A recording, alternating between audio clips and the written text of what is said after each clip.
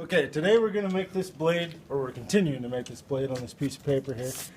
We've got this, we're widening it out at this point, and we're doing this in a way that doesn't make it grow longer. It gets wider before it gets longer. And you'll see that there's this bulge forming right in this section, and it's, as I'm working it, it's going to come back to here, and then I'll stretch this out to the point I need it at. And when we get the steel hot, we'll commence taping that. Now, to accomplish what we were talking about, we're going to use these two dies. This one will make it an impression in the bar, say this is our knife, lengthwise. This makes it grow wider, faster this way. And then I can use both of these and turn them at right angles to kind of give it a wider shape, versus if I just went straight on like this one does, it would get longer faster. So we're going to use this one at side angles to kind of put impressions in. Then we'll go back with this one and smooth them out in the next heat. So I'll slide this in.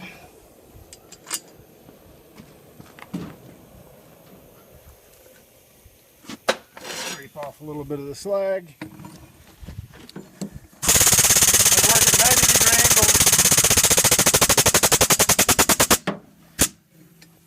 so that I don't make it too long. Actually 45-degree angles.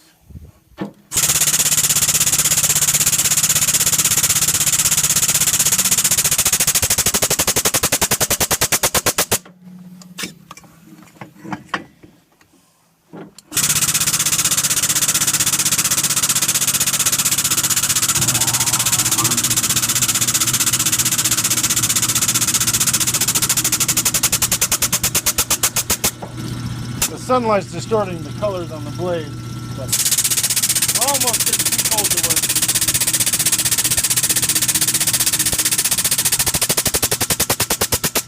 Okay.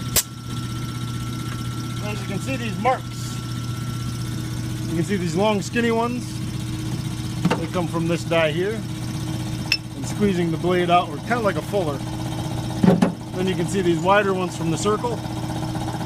Now the goal is to come back and flatten all those out, and this will be probably almost a 1/4 inch wider than it was. Now. Oops.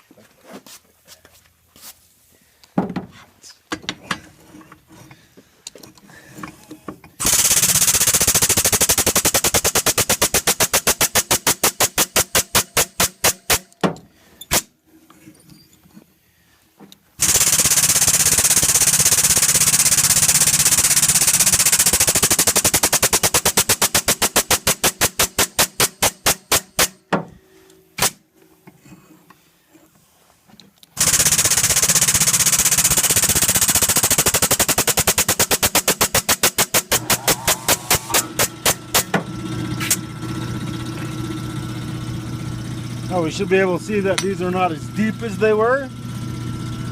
And the next, as I flatten those out, this will get wider. And it'll smooth out, and then we'll get the more of the geometry we're looking for from the print. We'll stick it back in the fire. Now we're going to work down the taper a little bit on the end. Alright, we'll just stick it now.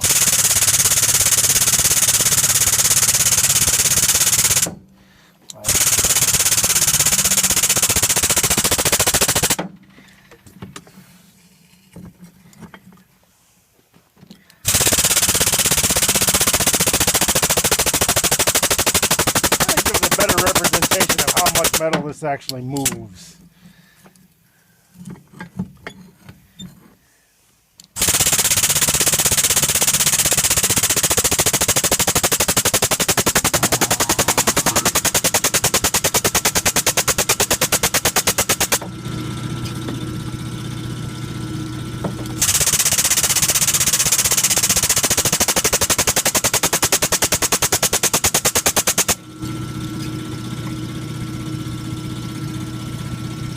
Clean this stuff off a little bit.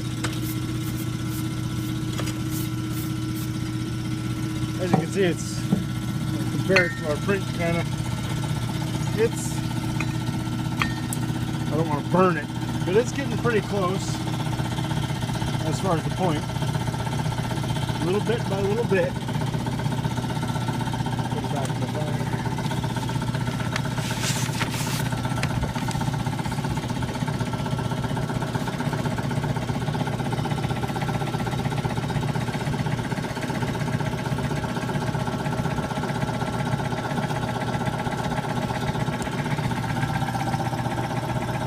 Right. So as you can see, these grooves and these little divots I put in there to make it wider, they are coming out. It's flattening out. And as we work here, I'm going to work this section out flat, and then I'm going to keep comparing it to the drawing to see what I need to squeeze in which direction. As you can see, we still have some pretty deep markings here, and again, it'll widen out to about this point. The goal is, of course, to get that as wide as that on the drawing, and I can't get it too close or it'll burst into flames, but that's kind of where we're working. You can see significant processing there without removing loose water. Yeah. Here's some footage of actually making it wider with this other die.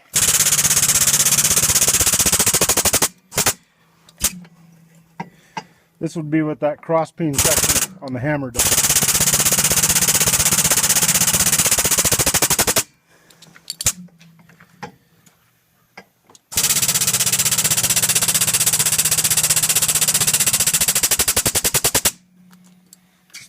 In case you don't really know what I'm talking about that way, the cross peen section is this edge on the back of the hammer. It would do the same thing. It's just the press is a lot more effective.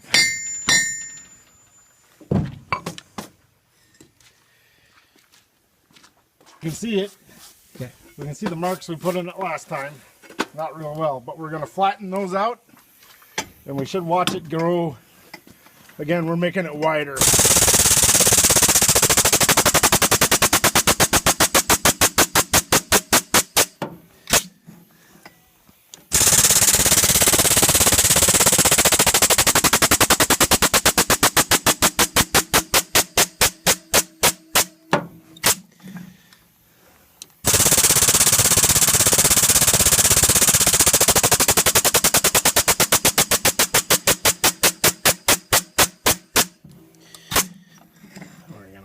Whole section.